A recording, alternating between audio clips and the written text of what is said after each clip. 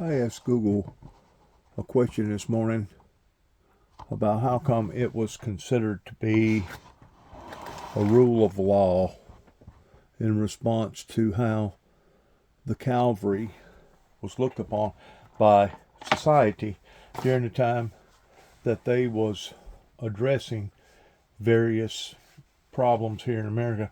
And this is what Google come up with.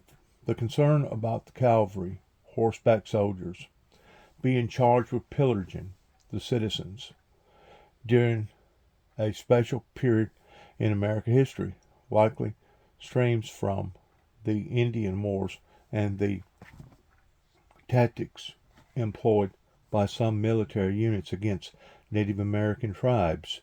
Rather than generally over aggressivenesses, the Indian Wars were series of conflict between settlers and Native Americans, and some military campaigns, while not always the case, did involve actions that could be interpreted as pillaging or excessive force. The reason why that I'm talking about this right now is in response towards what President Putin is doing right now with the people over in Ukraine, that as far as I'm concerned, he's doing just exactly that. He's pillaging or using excess force in targeting especially civilians, and as far as I'm concerned, he should be looked upon as another Hitler or a terrorist like bin Laden or Saddam Hussein or other known aggressive villains like that. This is on Memorial Day, year 2025, in honor of our military soldiers. By the exertions of better men than he. We who fought in the crucible of war and who survived it think about that all the time. But it would be worthwhile if those who did not serve thought about that, not just today, but every day, Ali.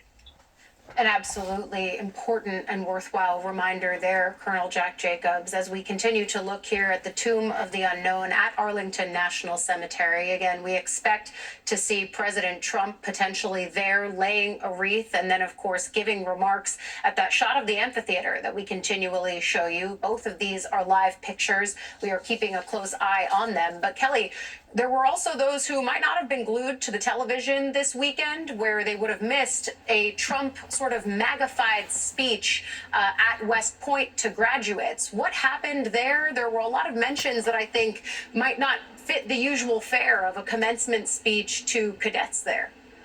Oh, and how many times have we used that kind of is to talk about things in this era.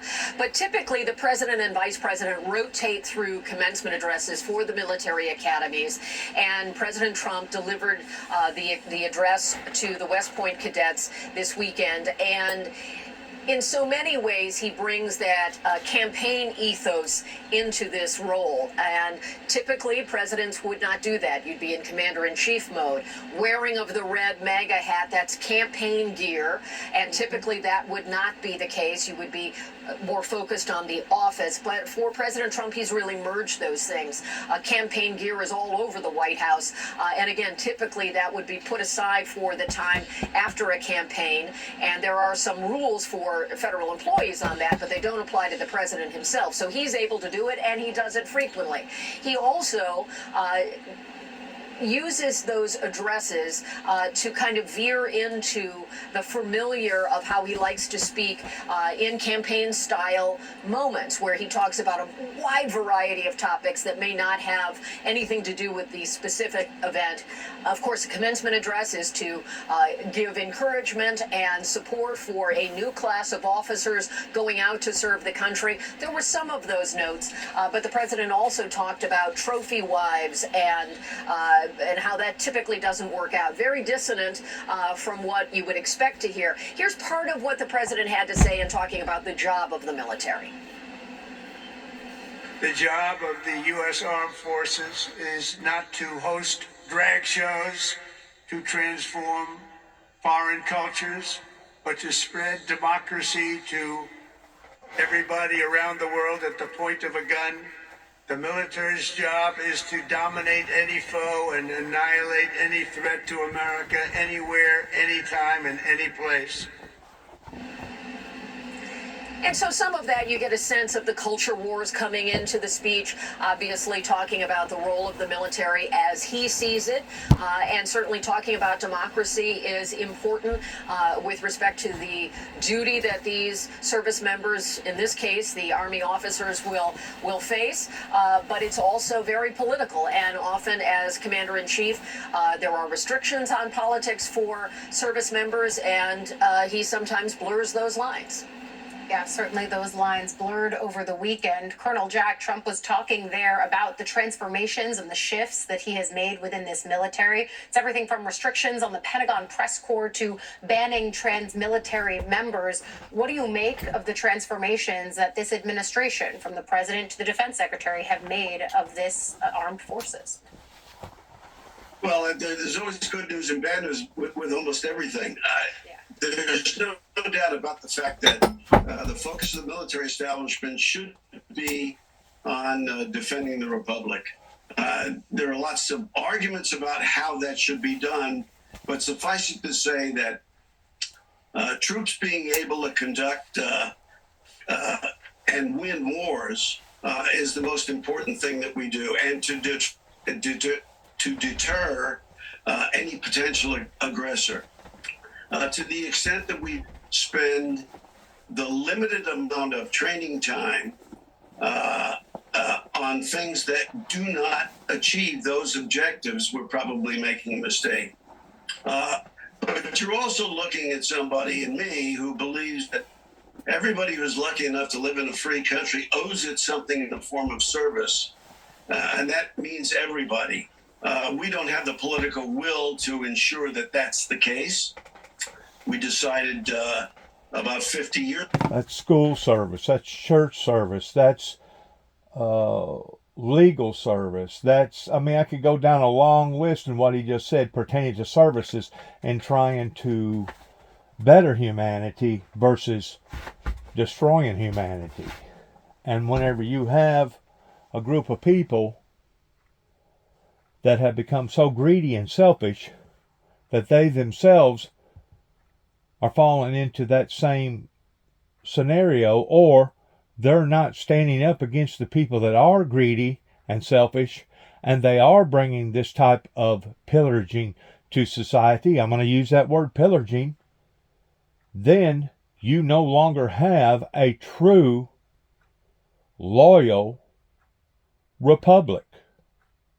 Because the republic that I was familiar with growing up was one that was fair, but at the same time, strong and compassionate. And whenever you no longer have that coming from either your courts here in America or other countries, or your militaries in other countries, then you have a pillaging type situation. And just because you have the biggest guns, or just because you're the one in power, does not necessarily mean that you're right, especially in your performances against the will of the people. That's whenever God the Father steps in and he'll show you who's in charge. And that's what's happening right now pertaining to seeing all the damages and all the other stuff that basically the American people have fallen prey to.